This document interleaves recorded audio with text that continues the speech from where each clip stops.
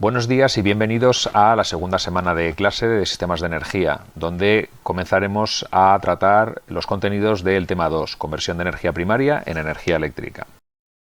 El contenido de este segundo tema está estructurado de la siguiente forma. En primer lugar, comenzaremos hablando sobre el sistema eléctrico, qué es el sistema eléctrico y qué elementos lo componen. Una parte importante es la generación de energía eléctrica. Y esto se hace en las centrales. La mayor parte de las centrales convencionales utiliza una máquina llamada alternador, que es la que genera la energía eléctrica, y debido a que tiene ciertas implicaciones en el funcionamiento del resto del sistema, pues en esta primera parte describimos brevemente el funcionamiento de los alternadores, que también se llaman máquinas síncronas, un nombre más técnico. A la hora de cubrir la demanda de energía, no todas las centrales se ponen en marcha en el mismo momento y entonces pues veremos cómo se cubre la demanda utilizando tres tipos de centrales. Hay centrales base, centrales intermedias y centrales pico. Una vez que hemos generado esa energía, la tenemos que transportar y distribuir para que llegue a los centros de consumo, y eso se hace utilizando una red de transporte y distribución de energía, que se hace en corriente alterna. En los últimos años se están instalando nuevos sistemas de transporte en corriente continua a alta tensión. Es lo que pone ahí de HVDC, ¿no? High Voltage Direct Current. Con lo cual, bueno, pues comentaremos un poquito en qué consiste estas nuevas tecnologías y también veremos cuáles son los niveles de tensión y frecuencia en baja tensión en distintas partes del mundo, porque no se mantienen constantes. En la segunda parte del tema, pues empezaremos a ver una descripción más detallada de los distintos tipos de centrales eléctricas que hay.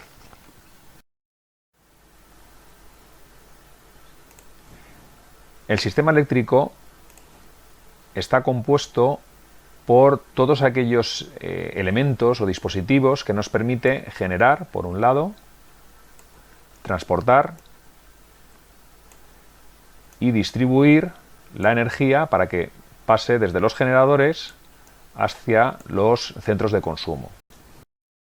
Bueno, ¿cómo debe ser este sistema eléctrico? Bueno, pues el sistema eléctrico, por un lado, tiene que ser fiable. Debe asegurar que somos capaces de generar y transportar la energía para que se utilice en los centros de consumo. Daros cuenta que la electricidad es un elemento clave en todos los demás sectores industriales posteriores y en los sectores servicios. Entonces, si no tenemos luz, no tenemos energía eléctrica, pues el resto de sistemas no funcionan. No funcionan las telecomunicaciones, no funciona la distribución de agua, no funciona absolutamente nada. Entonces, la primera parte más importante es que el sistema funcione en todo momento. Además, debe ser eficiente. ¿Por qué? Bueno, pues porque nosotros tenemos que transportar grandes cantidades de energía para ser consumidas en centros que están alejados. Entonces, si desde que nosotros generamos hasta que nosotros consumimos esa energía, durante el transporte se pierde parte de esa energía, el problema es que lo estamos haciendo de una forma muy poco eficiente y entonces tendrá un coste mucho más alto. Entonces, una de las partes importantes es intentar que el rendimiento de esta transmisión de energía sea lo más alto posible. Por supuesto tiene que ser barato, porque como es entrar a otros sectores industriales, si la luz es cara, pues dejamos de ser competitivos. Nosotros tenemos que fabricar coches en España y la energía eléctrica en España es mucho más cara que la energía eléctrica en Francia, por ejemplo. Bueno, pues los costes de construir estos coches, pues lo encarecerá y hará que seamos poco competitivos. Luego, que tengamos un sistema eléctrico que sea barato es importante. La seguridad también es un aspecto importante. Generalmente no afecta tanto en la parte de transporte y distribución de energía, pero sí en el tipo de centrales. Entonces, bueno, pues tenemos que intentar minimizar cualquier problema de seguridad y que la generación, transporte y distribución sea segura.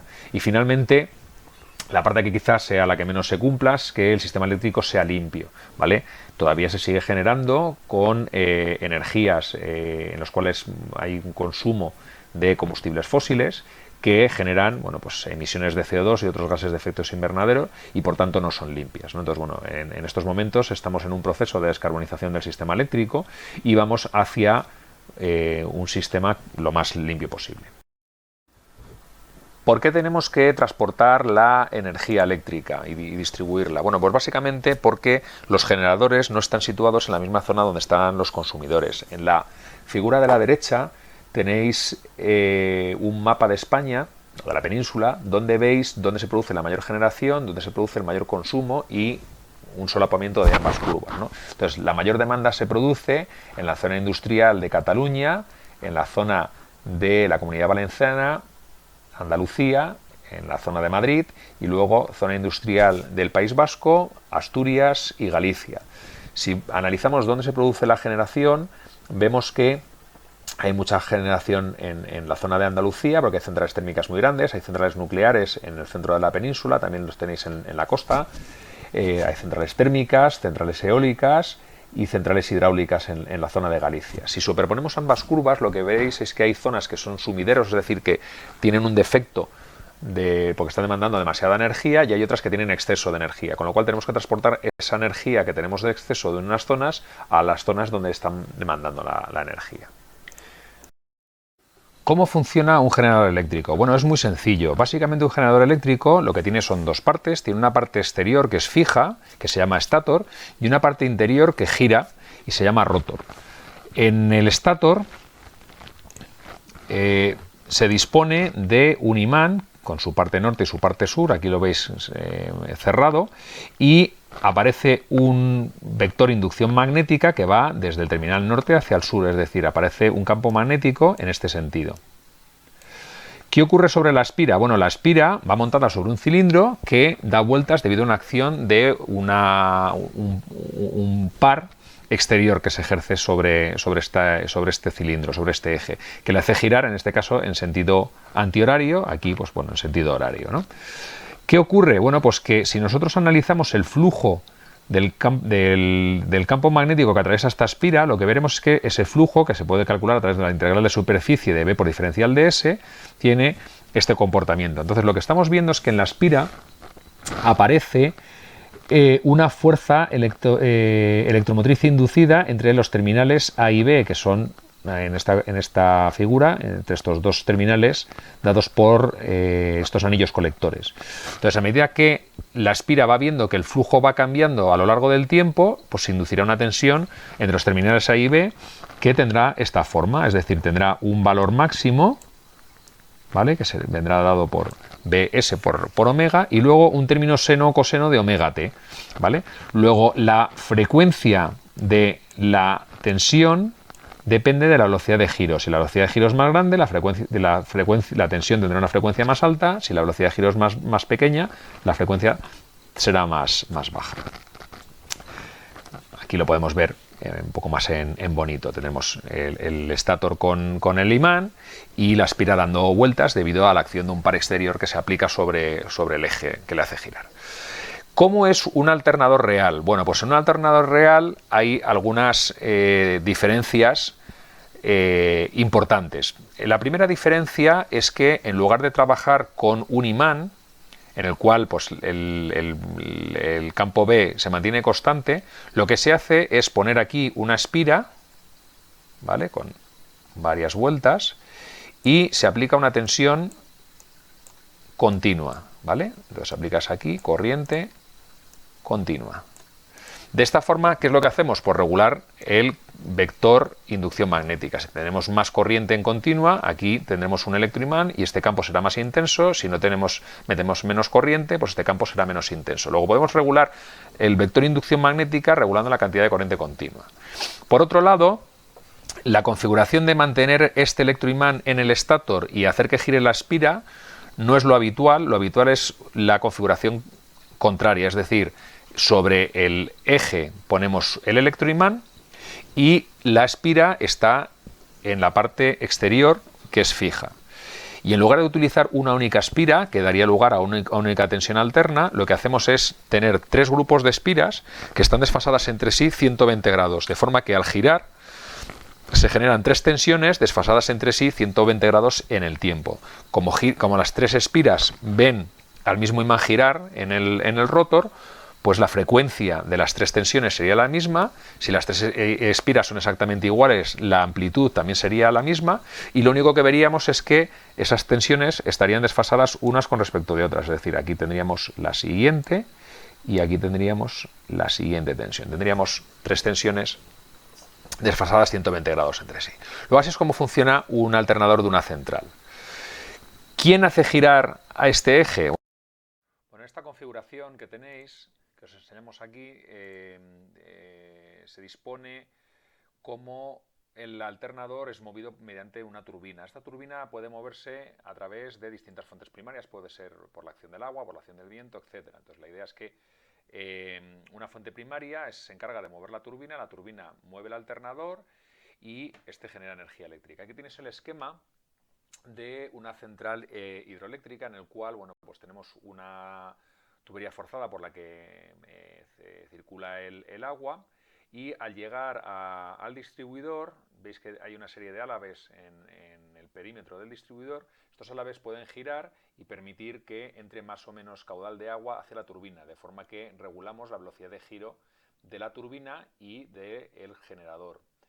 En el momento que el rotor del generador comienza a girar, se inducen tensiones en las tres bobinas que están en el estator y la máquina comienza a generar energía eléctrica que se vierte a la red a través de una o varias líneas. En una situación estable, lo que ocurre es que el par mecánico que soporta la turbina coincide con el par electromagnético generado por el generador cuando está funcionando. Y entonces, si ambos pares son iguales, pues según las ecuaciones mecánicas del giro, lo que ocurriría es que no se produce aceleraciones angulares y por tanto la velocidad de giro inicial coincidiría con la velocidad de giro final, y la frecuencia a la que está trabajando el generador sería una frecuencia constante. ¿Qué ocurre si estamos trabajando en esta situación de equilibrio y se produce el disparo de una de las dos líneas que alimentan las cargas? Bueno, en ese caso lo que ocurriría es que se produciría un desequilibrio entre el par mecánico y el par eléctrico. Como los álabes del distribuidor no han cambiado su posición, el par mecánico tendría un valor y el par electromagnético sería un poco menor, con lo cual lo que veríamos es que la turbina se embala, ¿vale? Entonces la velocidad final de la turbina sería igual a la velocidad inicial que llevaba más una aceleración por el tiempo. Entonces lo que ocurre es que la turbina se embala y la frecuencia del generador comienza a aumentar.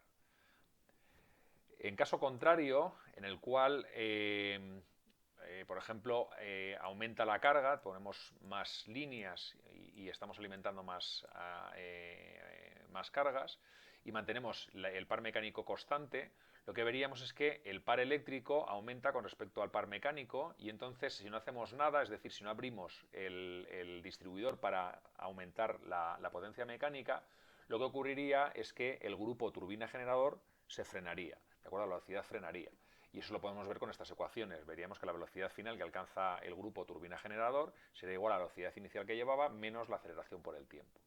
Entonces, ¿qué llevan los generadores? Pues los generadores lo que llevan es un sistema que mide la frecuencia de la señal generada, la compara con una señal de referencia, que en el caso de Europa son 50 Hz, y mirando esa frecuencia ajusta los álabes de la turbina. Entonces, en situación normal, la frecuencia son 50 Hz y estaríamos en esta situación de aquí, en la que la velocidad se mantiene constante a 50 Hz.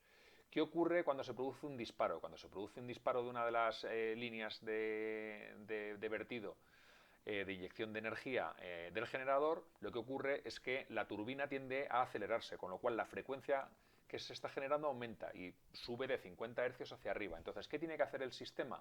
Detectar ese aumento de frecuencia y cerrar los álabes del distribuidor, de forma que la potencia mecánica disminuye y se vuelve a igualar a la potencia eléctrica, y en ese caso la velocidad se estabiliza.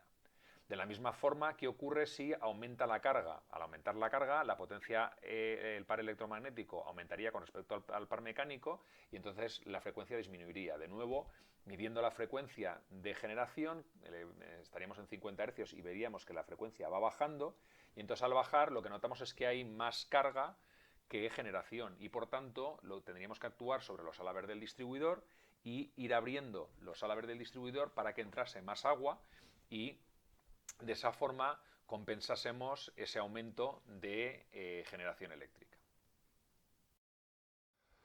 Bueno, como os hemos comentado, las partes que tiene un alternador son las siguientes. En un alternador convencional tenemos un devanado inductor, que es por el que se mete corriente continua, ¿vale?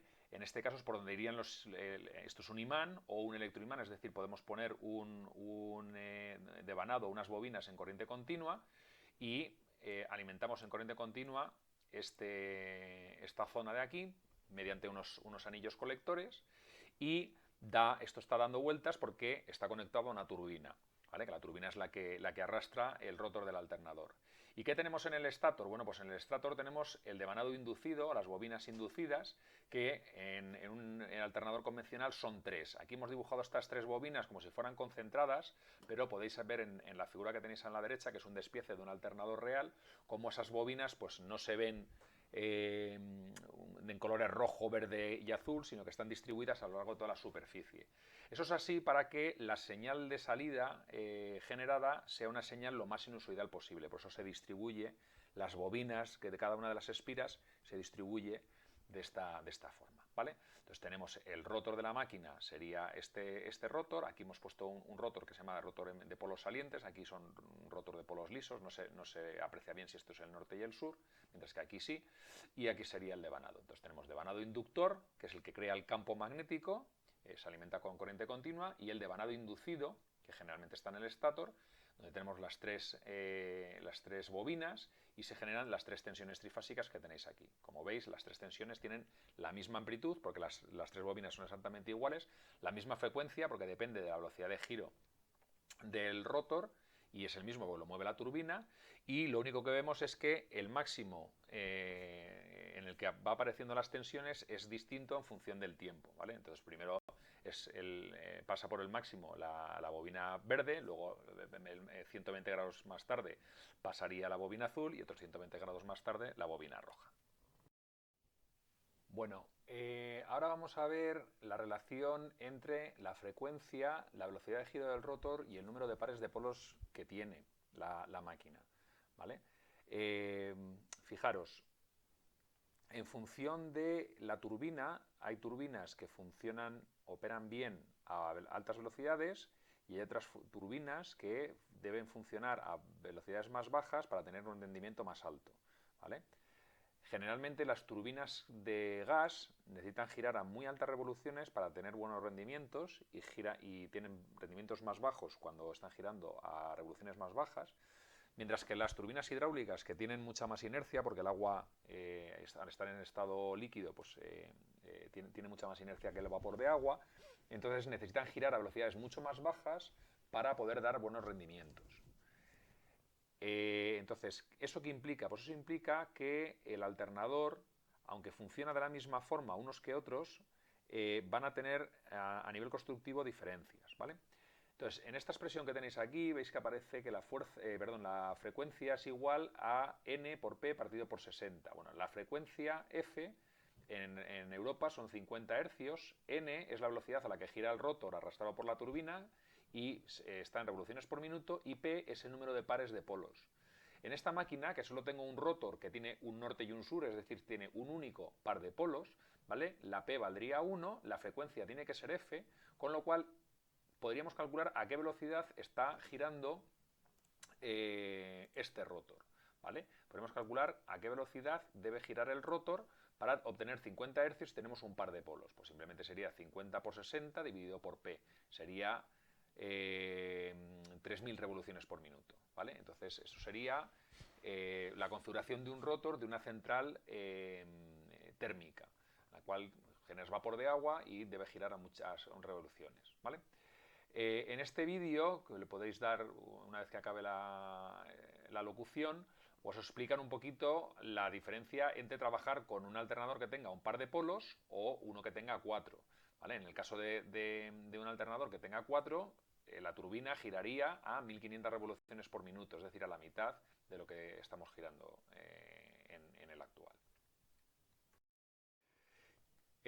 Por eso es importante entender esta fórmula, para ver que en la misma máquina, estos dos son dos alternadores, pero esto es el que tenéis a la izquierda es un alternador en una central térmica y el otro es una central hidráulica. Vamos a ver las diferencias. Las diferencias principales aparecen en el número de pares de polos. Generalmente las centrales térmicas tienen altos rendimientos cuando giran a velocidades muy altas, o 3.000 revoluciones o 1.500 revoluciones, es decir, que tienen uno o dos pares de polos. Y por eso el rotor es liso, no ves bien que tengas polos montados, ¿no? Entonces aquí nosotros veríamos un polo norte y un polo sur. Como solo hemos dibujado solo un par de polos es este rotor, podríamos calcular a qué velocidad estaríamos girando, ¿vale? Si la frecuencia son 50 Hz y tenemos un par de polos, deberíamos girar a 3.000 revoluciones por minuto. ¿Qué tenemos en este segundo alternador, que es un alternador de una central hidroeléctrica? Pues en este caso lo que vemos es que tenemos aquí un norte, un sur, un norte, un sur, tenemos varios pares de polos. Aquí tenemos un par de polos, dos pares de polos, tres pares de polos y si seguimos por detrás tendríamos hasta 10 pares de polos. En ese caso, ¿qué ocurriría? Que ocurriría que para obtener 50 hercios y tenemos 10 pares de polos, necesitaríamos que el rotor girase a 300 revoluciones por minuto, es decir, 10 veces más lento que el otro, ¿vale? Entonces, hay diferencias constructivas en los propios alternadores debido a las velocidades de giro que le impone la turbina, ¿vale? Entonces, los alternadores de centrales térmicas suelen ser muy alargados y los rotores son rotores lisos. En cambio, y tienen uno o dos pares de polos, mientras que los rotores de las centrales hidroeléctricas tienen muchos polos y entonces suelen ser alternadores mucho más cortos, pero con radios mucho más grandes. ¿De acuerdo? Entonces es fácilmente distinguible. Aquí veis un poquito un montaje, lo que tenéis en el lado izquierdo es una central térmica. En esta parte que está tapada es por donde está la turbina de vapor y por aquí vienen las tomas de vapor que van hacia la turbina y lo que tenéis aquí es el alternador. Como veis es un alternador muy alargado y muy estrechito. En cambio esto es un alternador, una central hidráulica.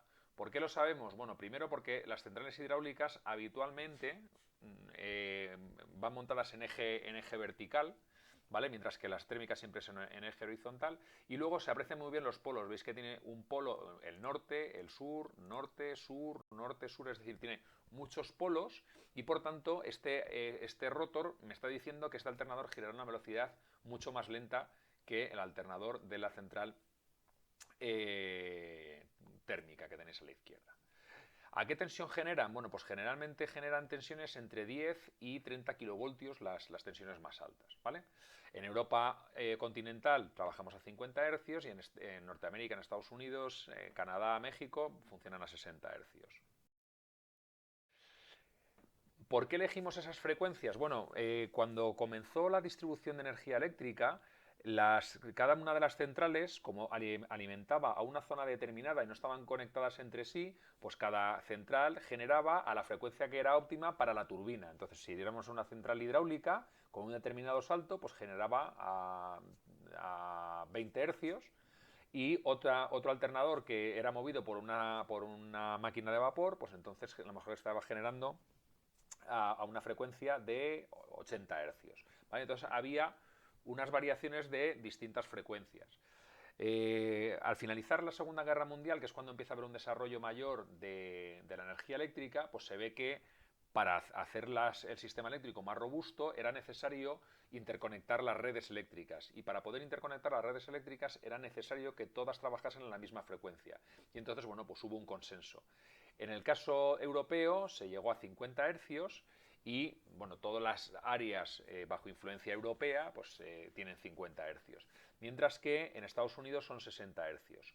¿Por qué se han elegido esos valores y no se han elegido otros? ¿Por qué no se han cogido una frecuencia de 1 hercio o no una frecuencia de 100? Bueno, pues vamos a analizar un poquito los inconvenientes. Y cogemos frecuencias bajas, por ejemplo 1 hercio, lo que ocurriría es que nosotros veríamos que las lámparas parpadearían, ¿vale? Nosotros veríamos que la luz baja de intensidad y vuelve a subir, ¿vale? Y los motores vibrarían también.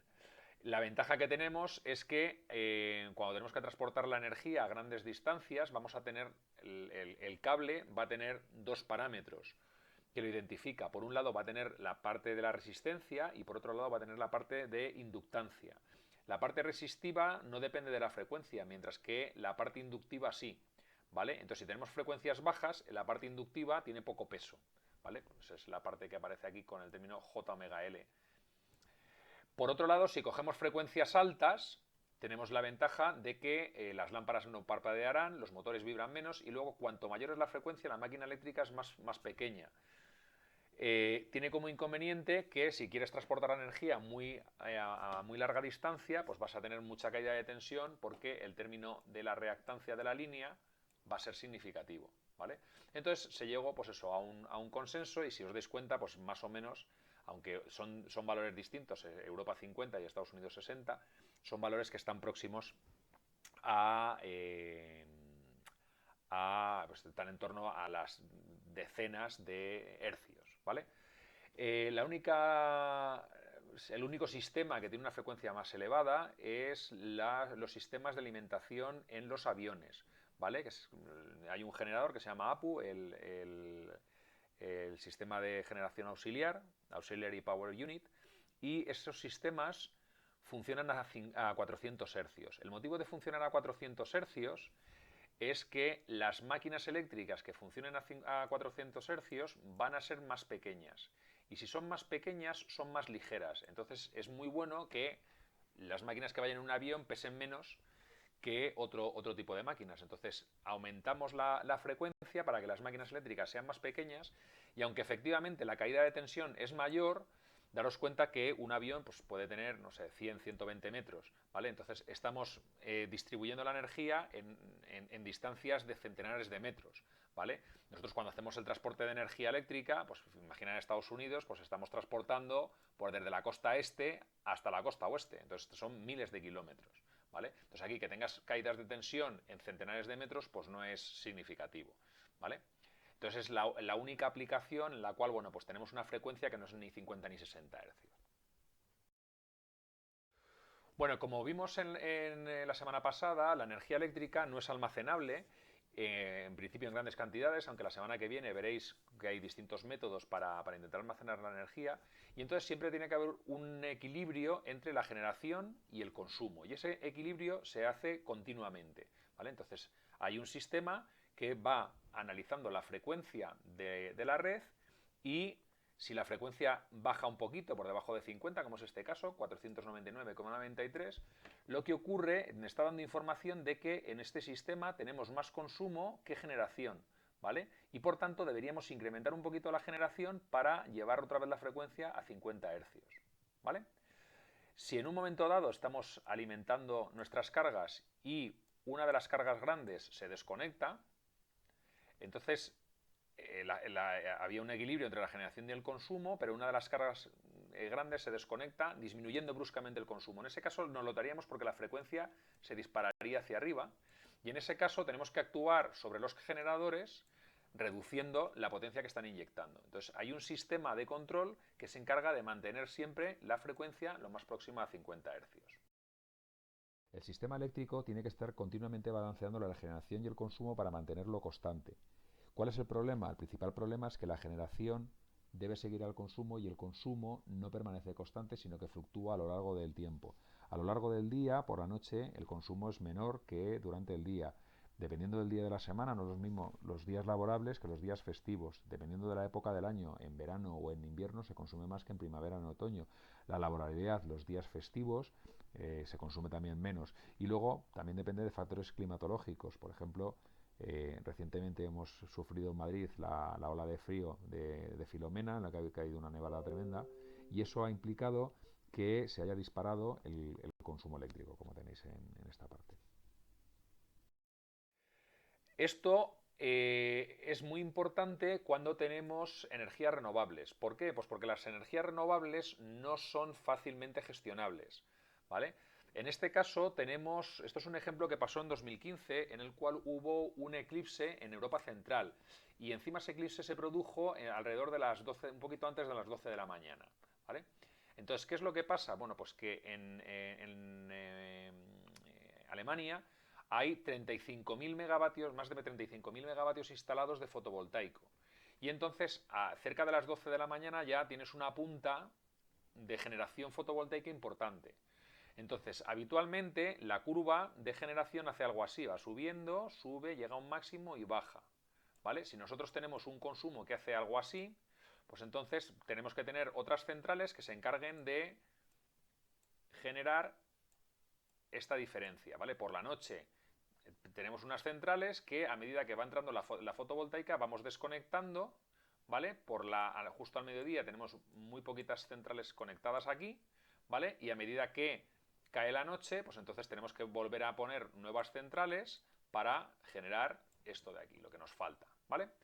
Bueno, ¿qué pasa en este ejemplo? En este ejemplo lo que ocurrió fue que debido a la presencia de el eclipse, pues la generación cayó muy rápidamente y de una forma muy brusca. Entonces, claro, en este caso necesitamos poner una generación que sea muy flexible y que sea controlable, de forma que cuando comienza a disminuir la aportación de generación fotovoltaica, tenemos que poner una generación auxiliar que cubra esa bajada, y de la misma forma que la hemos conectado, a medida que el eclipse pasa y vuelve a salir el sol, vuelve a incrementarse muy rápidamente la generación fotovoltaica, y entonces tenemos que quitar las centrales que habíamos conectado, con lo cual tenemos que poner centrales que sean muy flexibles tanto en su puesta en marcha como en sus paradas.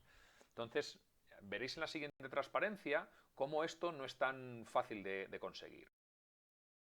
Fijaros, en esta transparencia lo que tenéis es cuánto varía las distintas tecnologías de generación en función de su potencia nominal, cuál es la velocidad de cambio que podemos obtener a la salida de las centrales en minutos, ¿vale? Entonces, una central de carbón, lo que vemos es que puede cambiar su potencia, ¿vale?, en 1,6% cada minuto, ¿vale? Entonces, puede dar la potencia máxima y yo puedo incrementar esa potencia desde 0 hasta el 100% en intervalos de 1,6% cada minuto, es decir, tiene una respuesta muy lenta, ¿vale?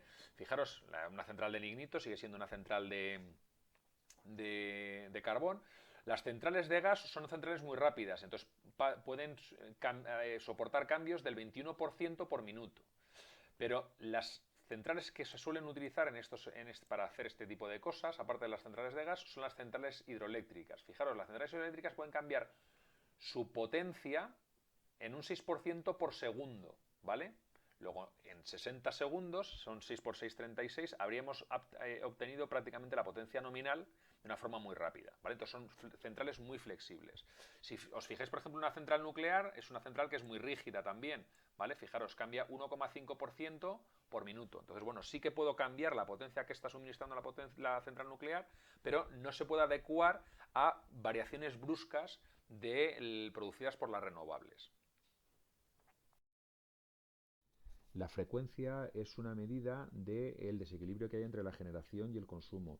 La normativa nos establece que la frecuencia del sistema eléctrico europeo debe ser 50 hercios y cualquier fluctuación que se produzca se tiene que actuar sobre ella. En el caso de las conexiones síncronas, en el caso de la España peninsular, la normativa indica que la frecuencia tiene que estar en 50 hercios y solo se deja una excursión de más o menos 1% como máximo durante el 99,5% del año. Puede haber excursiones más grandes, del 4% hacia arriba o el menos 6% hacia abajo, pero solo en el 0,5% del tiempo. ¿Qué pasa en las conexiones insulares? Bueno, pues que en este caso la red eléctrica es mucho menos robusta, entonces en caso de que falle una central grande o un consumidor grande, se produce un desequilibrio mayor y entonces la frecuencia tiene unas fluctuaciones mayores. Y por eso la normativa establece que es más permisiva, establece que puede variar más. 50 hercios más menos 2%, 50 hercios más menos 15%. Bueno, hablando de frecuencias, me parece interesante comentaros esta perturbación que ocurrió en Europa en el primer trimestre del 2018. Lo que ocurrió en este caso fue que en la zona entre Serbia, Macedonia y Montenegro hubo un desequilibrio. Kosovo estaba consumiendo más energía de la que estaba produciendo, y Serbia, en lugar de compensar e inyectar la energía que estaba faltando, pues no hicieron nada. Y lo que ocurrió es que la frecuencia de la red europea comenzó a disminuir, ¿vale? Eso se dejó durante varios meses, y lo que ocurrió es que a finales de marzo pues se había acumulado un error muy grande, ¿vale? En este caso, bueno, pues el resto de los operadores de red lo que hicieron fue inyectar energía para recuperar el sistema, pero fijaros que al haber mantenido la frecuencia en lugar de 50 Hz, una frecuencia un poquito más baja, lo que ocurrió es que se produjo unos retrasos en muchos de los relojes digitales que tenemos en nuestras viviendas. Por ejemplo, los típicos relojes del microondas o los típicos relojes que tenemos en un aparador, lo que hacen es medir la frecuencia de la red, que es de 50 Hz, y van contando los pasos por cero de esa señal de 50 Hz. Como en principio la frecuencia es bastante constante, pues yo voy midiendo en qué momentos va pasando por cero y con eso hago el disparo para ir contando y ir actualizando el reloj. Entonces, ¿qué pasa? Que si la frecuencia no es 50 Hz, es más baja, pues el reloj no va tan rápido y entonces se va retrasando. Entonces, en marzo de 2018, el error acumulado era de más de 5 minutos, ¿vale? Y por eso, bueno, pues hubo que actuar. Es una curiosidad, pero bueno, me parece digna de resaltar. Otro ejemplo ha aparecido, fijaros, el 8 de enero de este año, y estuvimos a puntito de haber un apagón en toda Europa, ¿vale? Lo veis aquí un poco lo que ocurrió justo a la hora de comer, a las 2:05, tenemos la frecuencia aquí, ¿vale? Y en un momento dado se produce una serie de disparos de redes eléctricas que hay entre la zona de Yugoslavia con la zona de Austria, ¿no? Entonces, en ese momento lo que ocurre es que hay digamos, toda la red eléctrica europea se separó en dos. Por un lado se separó la parte suroeste y la parte noroeste, ¿vale? Entonces, en la parte noroeste la frecuencia cayó bruscamente, como tenéis aquí en la figura, mientras que la frecuencia en el lado sudeste aumentó, ¿vale? Entonces, ¿qué es lo que ocurre? Que en el lado donde está aumentando la frecuencia es porque tenemos más generación que demanda. Entonces, básicamente lo que hay que hacer para llevar esta frecuencia otra vez a 50 Hz, lo que tenemos que hacer es reducir la potencia de las centrales, ¿vale? En cambio, en el lado noroeste, lo que está ocurriendo es que la frecuencia ha caído, es decir, tenemos más consumo que generación. Entonces, podemos hacer dos cosas. Por un lado, aportar más generación, y eso se hizo. Como estamos interconectados, pues el área nórdica, es decir, la zona de Dinamarca, Noruega y Suecia, inyectaron 420 megavatios, mientras que las Islas Británicas inyectaron también por aquí otros 60 megavatios adicionales, ¿vale? Para intentar compensarlo. Y luego se activó los servicios de interrumpibilidad de Francia e Italia. Esos son grandes consumidores que, a cambio de poderse desconectar si hay una perturbación, como es esta, el mercado eléctrico les permite consumir con precios más competitivos, ¿vale? Entonces, habitualmente ellos están funcionando y si pasa algo, pues automáticamente el operador del sistema les desconecta. Bueno, pues desconectaron 1,7 gigavatios para poder compensar este defecto de generación y entonces llevar a ambos sistemas a volver a estar en 50 Hz y en un momento que están los dos sistemas a 50 Hz se volvieron a acoplar, ¿vale? Entonces, bueno, pues fue una interacción, si os dais cuenta, por un lado los operadores del sistema del lado sudeste, por lo único que tuvieron que hacer fue reducir las consignas de potencia de las centrales, mientras que aquí tuvieron que jugar prácticamente los operadores de todos los sistemas. Los del norte y Gran Bretaña nos ayudaron inyectando pues prácticamente 500 megavatios, pero lo que más ayudó a estabilizar el sistema fue los servicios de interoperabilidad de Francia e Italia, que desconectaron 1,7 gigavatios, ¿vale? Para que os hagáis una idea, esto es prácticamente dos centrales nucleares. Es como si dos centrales nucleares empezasen a funcionar, ¿vale? Aquí lo que hicieron fue, en lugar de empezar a funcionar dos centrales nucleares, lo que hicieron fue desconectar el consumo de dos centrales nucleares de forma brusca y de esa forma pues lograron controlar la oscilación. Bueno, hablando también pues, de curiosidades, comentaros, por ejemplo, la poca robustez que hay en una instalación aislada, ¿no? Como pueda ser la isla de Tenerife. Si recordáis, en el verano del 2019, pues la isla de Tenerife tiene una red que, fijaros, es una red de 66 kilovoltios, tiene una pequeña línea de 220 kilovoltios, y entonces hubo un problema en la subestación de Granadilla, que está aquí abajo, que depende de red eléctrica. Entonces, al producirse una desconexión en la red de Granadilla, lo que ocurrió es que se produjo un desequilibrio entre la generación y el consumo. Y entonces el resto de generadores fueron incapaces de alimentar el sistema y entonces se produjo una desconexión en cadena. Entonces empiezan a desconectarse líneas, a desconectarse generadores y se produce un apagón. Este apagón lo podéis ver aquí, fijaros, aquí tenéis en un análisis de red eléctrica, veis la previsión de la demanda, que es la señal verde, y la programada, que es la que hemos utilizado para hacer la casación en el mercado eléctrico, y la amarilla, perdón, es la real. Entonces vamos siguiendo más o menos lo que estaba programado y de repente se produce aquí la perturbación, ¿vale? Y lo que ocurre es que la demanda pasa, pum, a cero, ¿vale?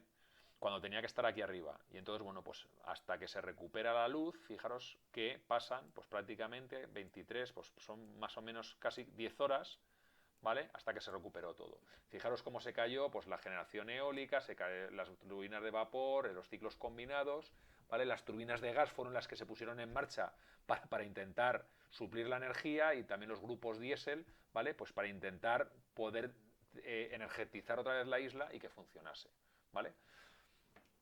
Esto pasó en septiembre del 2019, llegamos a verano de 2020 y vuelve a pasar lo mismo. En este caso el problema no fue responsabilidad de red eléctrica, sino que se cayó la central, que en este caso es de Endesa, la central de Granadilla, que está al lado de la subestación, y pasó lo mismo. Entonces aquí veis la curva de generación, perdón, la curva de demanda, cómo se produce una perturbación, se va a cero la demanda, son capaces de volver a conectar, pero el sistema vuelve a caer, ¿vale? Y entonces ya, pues bueno, hasta que no vuelvan a encender los ciclos combinados y actuar con las centrales de gas y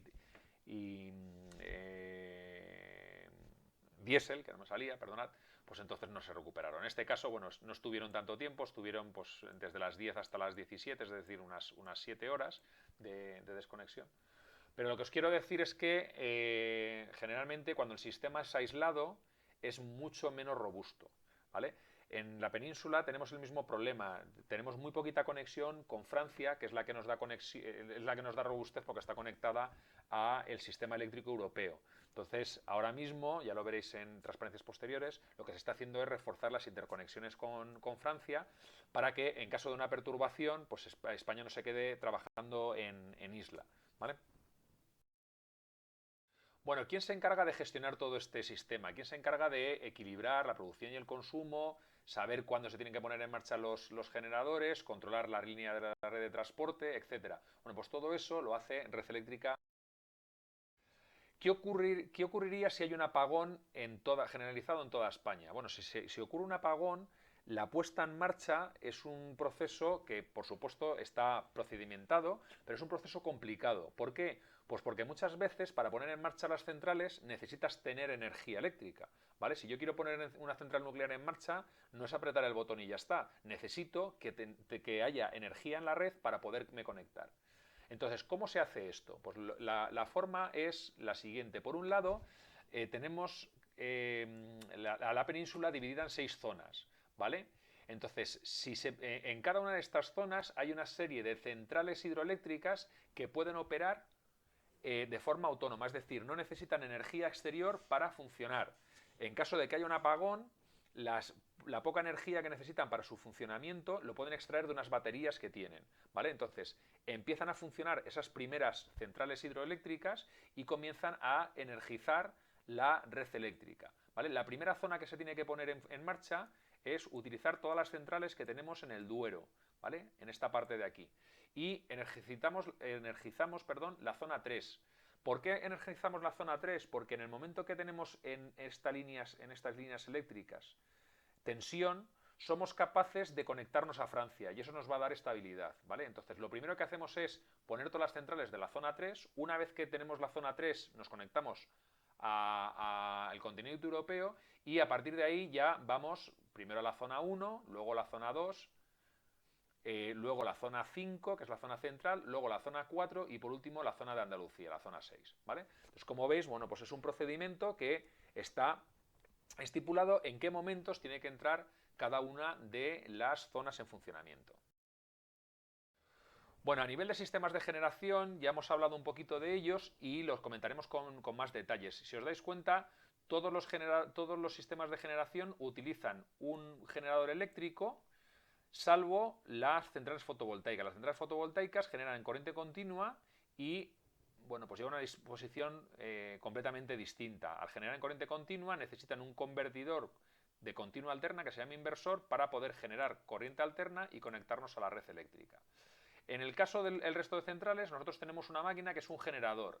¿Ese generador cómo se puede mover? Bueno, se puede mover por la acción del agua en centrales hidroeléctricas, por la acción del viento en centrales eólicas. Y si no, se pueden mover mediante una turbina que es movida a su vez por vapor de agua. Para tener vapor de agua necesitamos calentar ese agua y pasarlo de líquido a vapor. ¿Cómo se calienta ese agua? Bueno, pues lo podemos calentar quemando combustibles fósiles. Tenemos centrales de carbón, centrales de fuel o centrales de gas natural. Podemos quemar también residuos urbanos o biomasa o utilizar centrales solares termoeléctricas. O podemos calentar ese agua utilizando la fisión de núcleos de plutonio o de uranio, ¿vale? Entonces la fisión nuclear permite generar calor y con ese calor generamos vapor, ¿vale?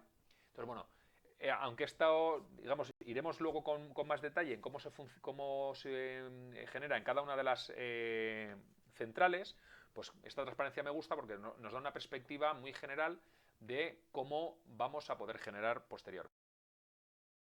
Bueno, hemos visto que no todas las centrales pueden operar de la misma forma. Hay centrales en las que podemos operar con ellas si tenemos recurso primario. Por ejemplo, una central eólica. Oye, si tengo viento, pues fenomenal, puedo generar, pero si no tengo viento, no puedo, ¿vale?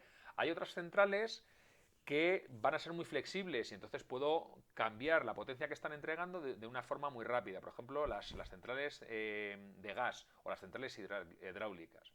Y hay otras centrales que funcionan de forma constante y cuando hay cambios de carga, es decir, cuando cambia bruscamente la demanda, pues no pueden seguir ese cambio de demanda. Entonces, generalmente lo que se hace es dividir la puesta en marcha de las centrales en función de cómo se comportan, ¿vale? Entonces, hay centrales base, que son las centrales que están funcionando de forma constante durante todo el tiempo. ¿Qué ventajas tienen estas centrales base? Bueno, pues las ventajas que tienen estas centrales base es que están funcionando las 24 horas del día y no permiten cambios muy bruscos, ¿vale? Son poco flexibles. La ventaja es que tienen costes de operación muy bajos. El coste de instalación suelen ser muy altas, pero luego el coste de operación suelen ser bastante bajas. Entonces, ¿dónde funcionan las centrales base? Pues funcionan con centrales nucleares y centrales de carbón, ¿vale? Luego tendremos las centrales punta, que son centrales que son muy flexibles, que pueden cambiar su potencia muy rápidamente y generalmente tienen unos costes de operación altos, es decir, solo van a funcionar cuando hay muchos picos de demanda, pero esos picos de demanda a lo largo del día pues ocurre en momentos muy puntuales, con lo cual, aunque sean más caras, el coste de la energía no se va a disparar porque solo van a funcionar en momentos muy puntuales, ¿vale? Esas centrales que cubren los picos de demanda, que son flexibles, son las centrales de gas, tanto de gas como de ciclo combinado.